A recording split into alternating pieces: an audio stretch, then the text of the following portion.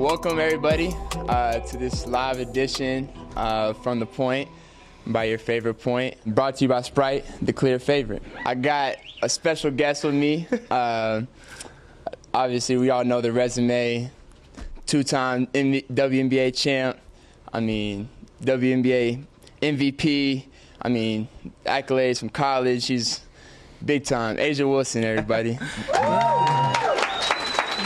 A'ja, what's happening? Welcome to the show. We're so excited to have you. Yeah, thank you for having me. I'm excited to be here. Now, I don't know if there's been anybody that's had a bigger year than A'ja Wilson this year. I think A'ja deserves another round of applause for that, man. Thank you.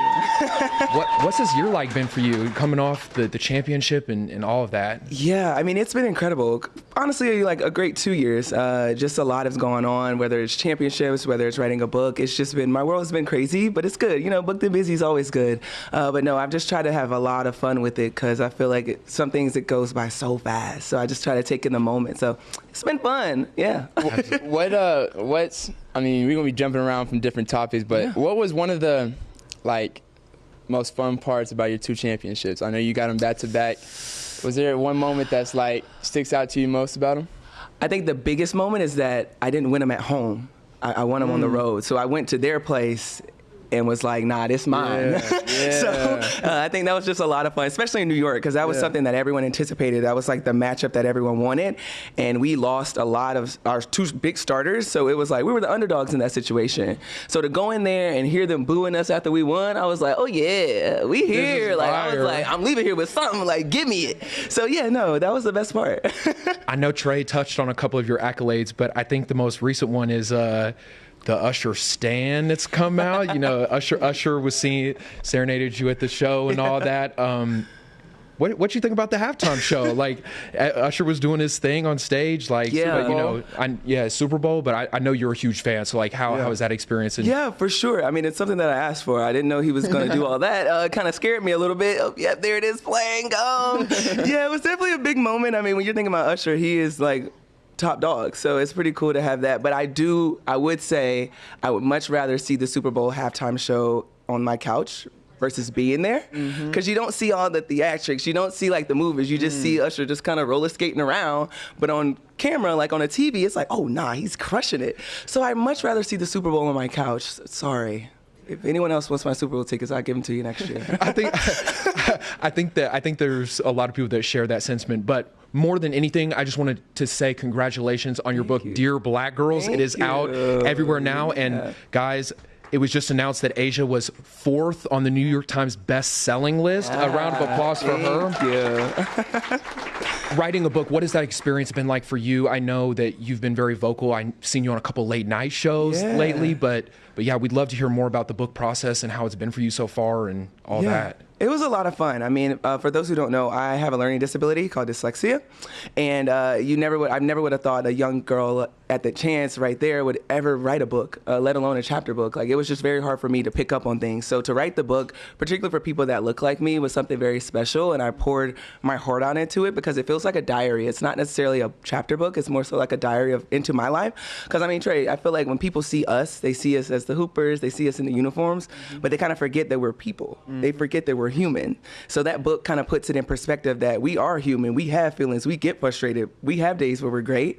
And let people know that at the same time, I can be petty. I can go bar for bar with you. Don't get it twisted. Just because I got this uniform on, I'm still human. So it was exciting just to kind of put it in words. That's awesome. That's awesome. I have a little girl now, so I can't wait till she gets older. I'm definitely going to give it to her. Yeah. And I hope everybody out here goes and gets that book. Back to the basketball. Yeah. Winning this championship this year, was there a little bit of motivation behind it? I know 100%. You didn't get the 100%. I already know where you're going with this. the MVP. You know what I'm saying? There's got to be some motivation. But explain that motivation, because not everybody understands it. As great as you are and as successful as you've been, you still find little things here and there that can motivate you. So talk about what motivated you this year. Yeah, it's the world that we live in. No matter how great you do, no matter what you may do, there's always going to be someone that has something to say.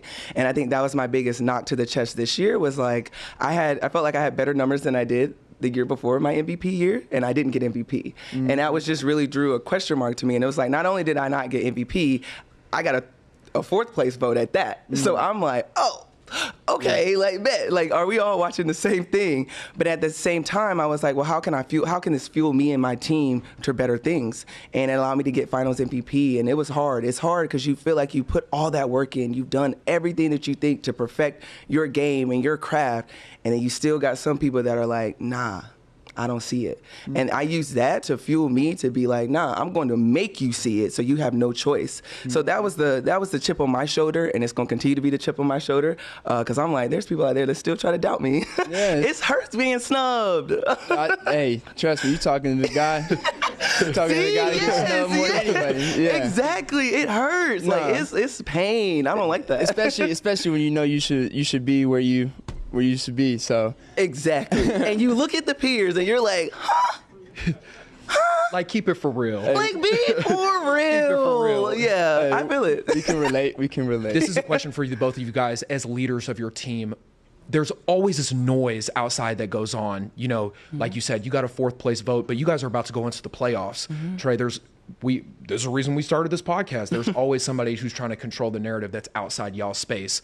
As leaders of the team, how do you guys, and what are some tactics that you guys take to not let all that outside influence not only affect you, but affect what's going on in your locker rooms? Because at the end of the day, you guys are the leaders of the team. A lot of guys and ladies depend on you guys, you know, to be the leaders. Mm-hmm. Yeah, I think for me, I just control what I can control. I don't get too high with my highs. I don't get too low with my lows. And I feel like as a leader, I never realized how much my team really looks to me. Like, if I come in with a bad attitude, it just trickles down to them. So it really kind of made me put things in a perspective of life that's like, what can I control and how can I control it for the betterment of my team? And it has days like, I'm like, I don't feel like being that leader. I don't want to be that face, but I have to for my teammates. So I feel like I lean on them more than they would ever lean on me. And it's just been a lot of fun to just watch us grow together. I always say, go through what you go through. And I think that's huge. It's like you learn every day something different, and you just use that to be like, nah, this is me, and take it or leave it. This is gonna be me. Yeah, I mean, A'ja, she had, the nail on the head with control is what you can control. There's a lot of things that factor into everything. Like when it comes to all-star votes and when it comes to MVP voting, and it's a lot of factors that go in, and it could be a lot of personal things that go into it too. Maybe people voting on you may or may not like you for whatever reason it is, and so at the end of the day, you can only control what you can control. And I think as leaders, that's what we have to continue to do, because, no matter what goes on outside the court, you're really judged and based off of what you do on the court. And so if you control what you can control on the court, at the end of the day, it's all going to pay off. And, like she said, like, we kind of lean on our teammates more than they lean on us sometimes, and they don't even know it. And I think that's something that, I feel like my teammates, and I know her teammates can feel, but I want, leaders out there to know that you can lean on your teammates as much as they lean on you, but you got to be the example too. Absolutely. I think we should run this back to this year and how important of a season this was for you guys. A'ja, this postseason, you averaged 23.8 points a game, 11.8 rebounds a game, 1.5 steals, 2.5 blocks, on almost 60% shooting. At what point did you realize during this postseason you're like, yeah, we got this? Oh my God, I don't think I ever realized that. Like, that was my first time hearing those numbers. That's monster. That's crazy. That's monster. I feel like it was just a turning point when we lost our starting point guard and our starting center, and it was really just like down to the 3 that we were drafted there. And a lot of people said that we were a super team. I absolutely hated that narrative because I was like, we really grew together. Like, it was obviously we're all ring chasing. We all want a ring. So yes, I'm a chase a ring, 100%. Ring chaser, give it here. But like when it came to super teams, I was like, we're not a super team. So when we lost those 2 pieces, it was like, no, this is like the trench work. Like, we are dogs and we're going to make it out of here. And I think that game 4 in New York was my moment where I was like, no, I need to let y'all know, like, it's time. It's time. It's enough of the BS. We are here, and we about to just go ahead and defend this championship, and we're going to take it back to Vegas. And that moment there, it was just a mind flip. Like, it just clicks. Like, in game where you like, nah, you can't guard me. Like, come on. It just kind of flipped off in my head, and I was like, yeah, it's go time. Talk about that, actually, because I know in high school, like, you would just click all of a sudden, and it went from 10 points to 40. Yeah, so to break it down for y'all, me and Winston played high school basketball with each other, and from freshman year to senior year, we've been best friends. And So yeah, he knows all about my basketball story. I mean, yeah, in high school it was, I mean, 40 my senior year was tough. Tough. No, hold on. I want everybody to understand in the audience this really quick. Our senior year of high school, Trae averaged 40 points a game on 60% shooting in the top division in Oklahoma. And you're saying that's tough? We're not saying a couple 40-point games. We're talking about averaging it. So night in, night out, he was like, I'm giving you 40. Like you said, you get in that mode. You know what I'm saying? I need that mode. I'm in a different mode. I'm like, no, so I know how you feel. It's just, but it's like a mode when you're. I like to say, I mean, I just knew more. Like as a senior, I knew I was playing against freshmen, sophomore, and junior. Like there's no way these kids can know what I know. Like I'm about to go play D1. Like I'm about to. Yeah. I gotta be able to dominate. So like that's my mindset. So like as I got older, my points and everything just got better and better or whatever. But it was all more just the confidence, and you know how it is. Like when you have confidence, that just opens your game up even more. And speaking on confidence, I love. Just from watching from a distance, your coach, Becky Hammond, one of the best coaches, obviously, in the WNBA. She could probably coach an NBA team and have them successful. But she mentioned you as being one of the GOATs, and at the end of your career, possibly being the GOAT. What do you think about that? I mean, that's not a light debate to talk about. What do you think about your coach putting that pressure on you like that? I mean, yeah, leave it to Becky, man. She's gonna always set me up for something. But no, if just to have my name in that conversation is incredible to think about. Because I mean, I was a young girl at 11 years old that hated the sport. I hate to sweat. I still hate to sweat. It's the nastiest thing in the world. I'm like, why do I do this? Why did I choose this life? Just to see me now, it's incredible. It's incredible to see me even in those conversations. But if I'm the GOAT, I just hope that I didn't have to change to get there. You know what I mean? Like I hope I could be myself, be me, unapologetically me through it all. So people like when you see me, you're like, that's A'ja. Like that, we've seen her grow into this person, and she ain't really switch up like that. So well, you ain't got. I don't think what you've been doing so far, you ain't got to worry about. I think that's a testament though to not only athletes but just people in general. Is like there is only one you though. Yeah. And just understanding that. I think you'll just be able to champion whatever that is. So I'm happy you said that. And two, I think that also kind of ties into your book too of like what an experience that has been writing that, but also giving that to your fans, to people around the world. So instilling confidence. So that's awesome. Is Vegas? Are you guys a dynasty?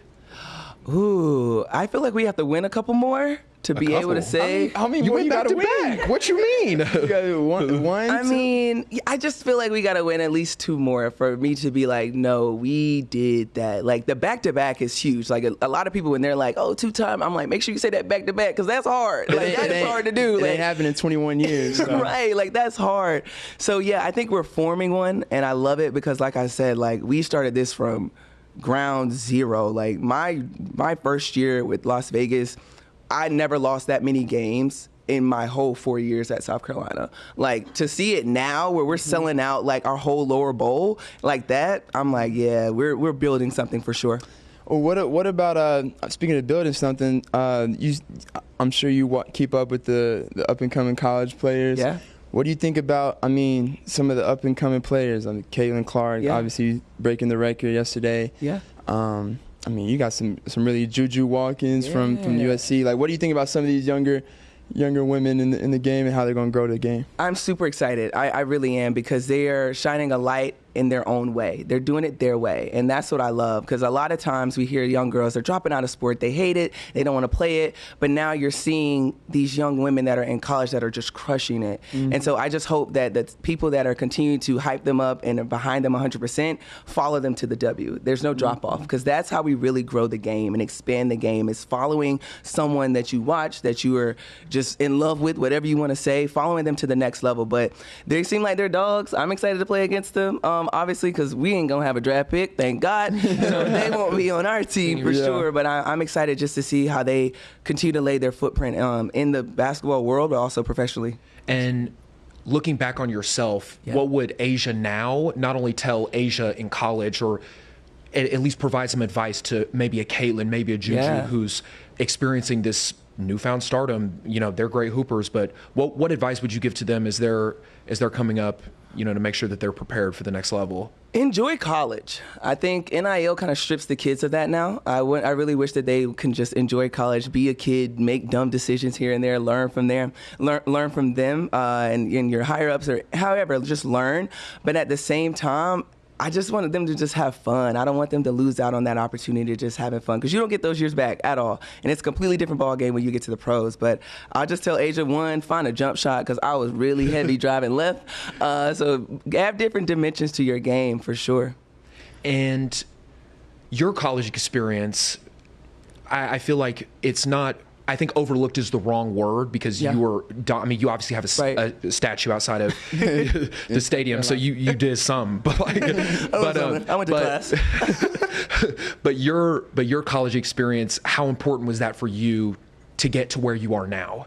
Oh, it was huge. And obviously my decision of playing under Coach Staley was huge for me as well. She taught me to be a great player, but even a better person. And so I really got to just grow with her. But college A'ja, she did it all. I had an opportunity to pledge sorority. I did everything, and I love those 4 years of my life. At the same time, I won a couple things. Yep. So yeah, I ain't leave empty-handed. That's always good. You know, did she give you any fashion advice? Because you be putting some fits on. You know, I gotta drip down a little bit. Can't be out here looking dusty.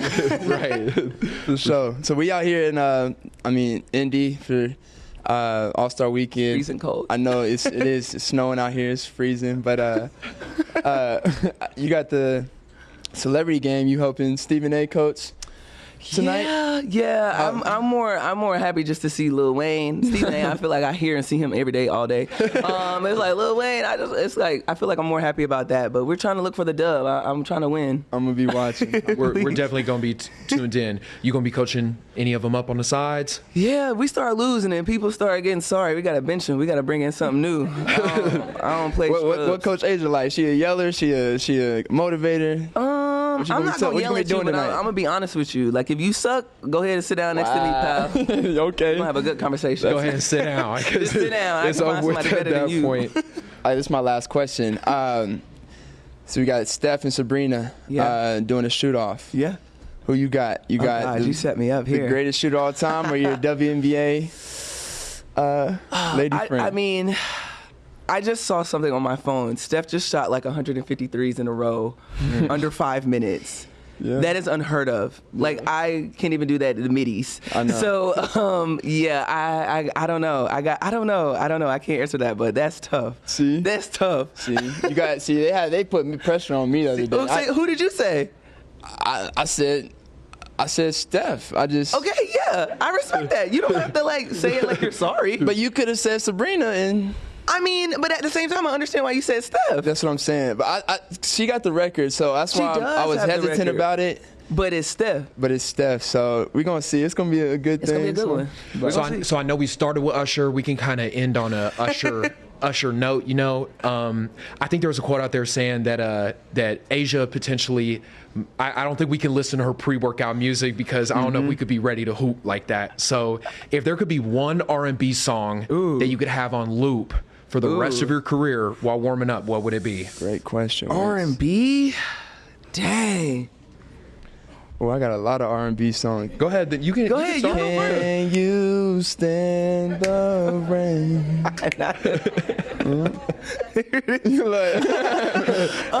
That's fire. I don't know. It have to be some Luther Vandross type stuff. Okay. You know, something a little chill, and a little vibe. How you get hyped up to the game for that? I'm crazy up here. When the clock go off, I turn crazy. That's fair. It's a different mindset. That's fair. That Luther go off, and it's like maniac.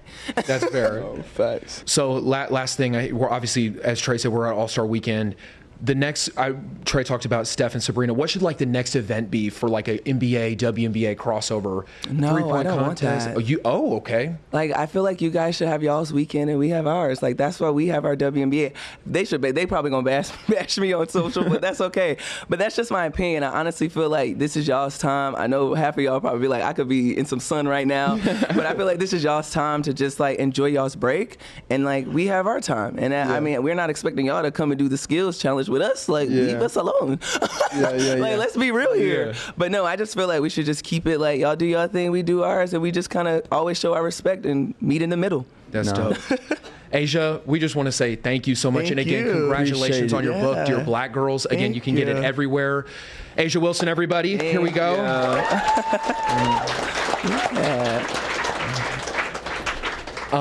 Thanks again for joining the show, and shout out to our sponsor, Sprite. They're a presenting sponsor for their crisp lemon lime taste. It's a clear favorite.